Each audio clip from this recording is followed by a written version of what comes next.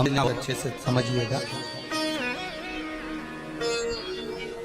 शिव जी के सम्मुख में शंकर भगवान के शिवलिंग पर जब बेलपत्र चढ़ता है तो बेलपत्र का जो सीधा भाग होता है वो शिव जी के शिवलिंग पर होना चाहिए, उल्टा भाग ऊपर होना चाहिए। बहुत ध्यान से समझना हो। जब नंदीश्वर को बेलपत्र चढ़ाते हो, नंदी जो बाहर होता है उसको बेलपत्र चढ़ाते हो, तो नंदी को दो जगह बेलपत्र चढ़ती है, आपको ध्यान में होगा। पहली बेलपत्र नंदी को जब चढ़ती है तो नंदी के सामने चढ़ती है, तो उसका बेलपत्री का जो डंडी का मुख है वो नंदी की ओर होता है और बेलपत्री की पत्ती का मुख शंकर जी की ओर होता है। समझ में आ रहा है सबको?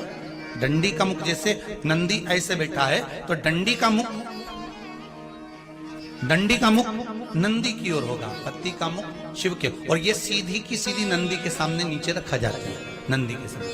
और एक बेलपत्र जब नंदी के ऊपर चढ़ती है तो डंडी का मुख शिव जी के ऊपर होता है और इस पत्ती का मुख नंदी के सिर पर नंदी की ओर होता है। ये दोनों में बहुत अंतर है महाराज। जैसे कोई बच्चा कोई कंपटीशन एग्जाम के लिए जा रहा हो या कोई परीक्षा देने के लिए जा रहा हो और पढ़ाई करे, स्मरण करे, तैयारी करे, वो अपनी जगह पर है। और ऐसा नहीं होता कि बच्चे पढ़ते नहीं है या तैयारी नहीं करते हैं। इसके बाद भी अगर उनका इंटरव्यू पास नहीं होते या एग्जाम में पास नहीं होते तो उसके लिए ये दोनों बेलपत्री बड़ी काम करती है। बहुत ध्यान देना। जो नंदी के सामने बेलपत्र रख कर जाना, शिव जी के सम्मुख में बेलपत्र रख कर जाना, मतलब नंदी के सम्मुख में जब रखाएगी तो डंडी, जम के बोलिए, कहाँ होना चाहिए? नंदी की ओर।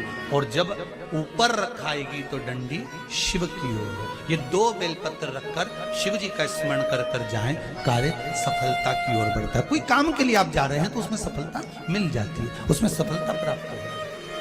शिव जी को बेलपत्र चढ़ा रहे हो, जो चिकना भाग है, सीधा भाग शिव जी के ऊपर,